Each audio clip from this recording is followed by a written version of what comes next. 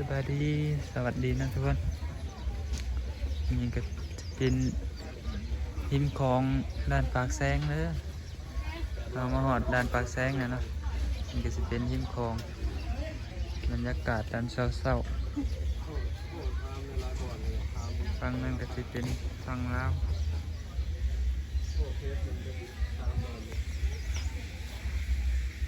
เช้าเลยประมาณ6 โมงเลยเป็นหาดหิน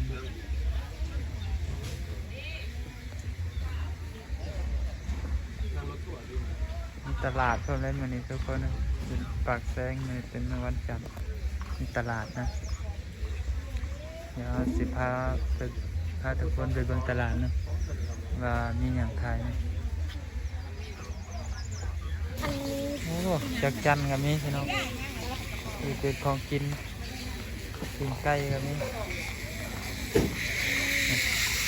จักจันนะสบายเลยจักจันหลายนะเอามาป่นนี่แซ่บเลยลายเลย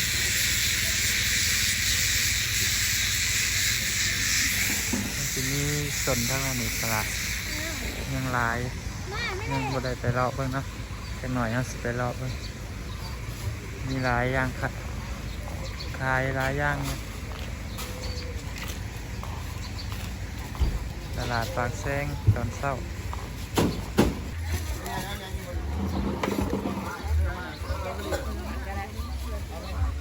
อ๋อนี่ลูกชิ้นกับนี่อันลูกชิ้นปิ้งไก่มีบัด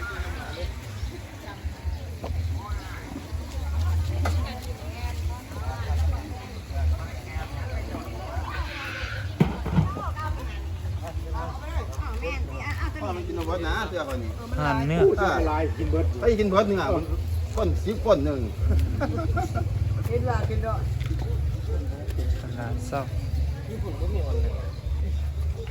เขากัน ไปกินเขาโลครึ่งค่ะนั่งคือเก่านั่งคือเก่าค่ะ เวลาป่ะไปขึ้นรถ แย่ไปก่อนเอาพี่ค่ะเอาเสียซื้อเนื้อไปน้ำเว้ยเอาอันนี้เขาซื้อพักเอาเลือดเอาเพียให้ครบแล้วพี่น้องเด้อเมื่อเราห้องก็มีเพื่อน นี่หรอ นี่แหละก่อนยังมือ คนลายนี่มันอุ้ยลอยปัว รถห่อกับเรือ เรือรถคันกับเรือโคตรดีเหมือนถ่ายคนนัดกันมา จิบพออยากได้เด้ อันนี้เป็นมึกอัน นี่อันนี้มึกหัวเองเป็นไง โลละ200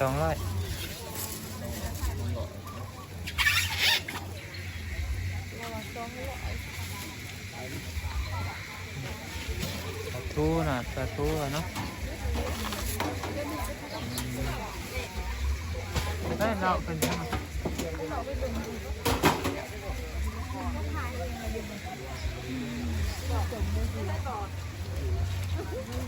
กินอันนี้เด้ งาผลไม้เนาะท่าน มาแอปเปิ้ล มีหมาพริกดิบพริกดิบมีแต่น้อยงามๆพักแต่พักงามนะเสื้อผ้าพี่น้อง ไม่ละซ้ำตลอดกับพี่เจม ตามจะร้อยเป็นอันนี้ก็สิเป็นเนม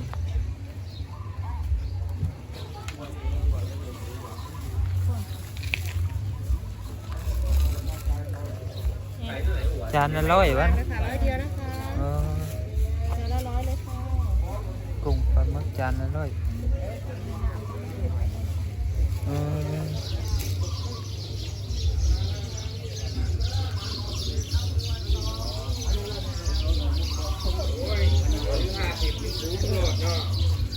เมื่อไหร่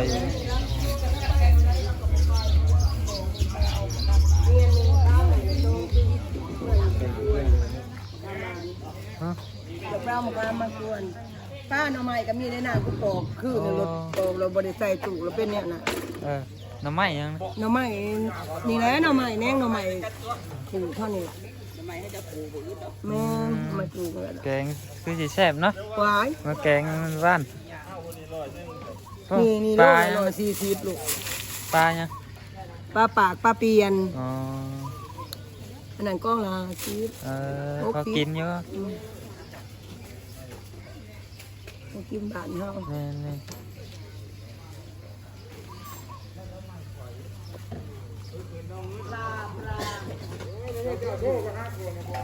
คนกันยังบ่ได้บ่ได้เนาะยังเศร้าอยู่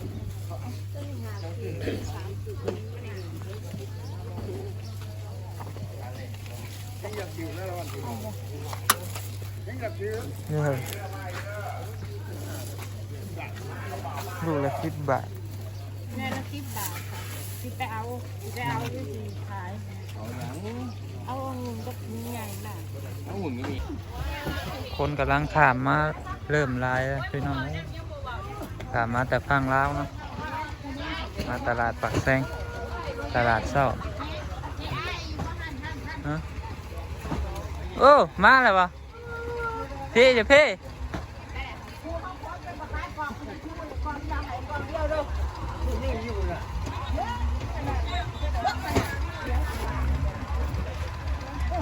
ใกล้ยังเนาะพี่น้องทางนี้ฟังโทงบ่ได้ไกลปานนั้นนี่ก็เป็นเรือหับชมคน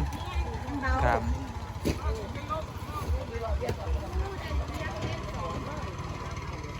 นี่ก็จะมีเจ้าหน้าที่ยามนะทุกคนเนาะนี่เพิ่นขึ้นมาเลยหาหมอกแตงหมอกโม่ขึ้นมาขายเอาของมาขาย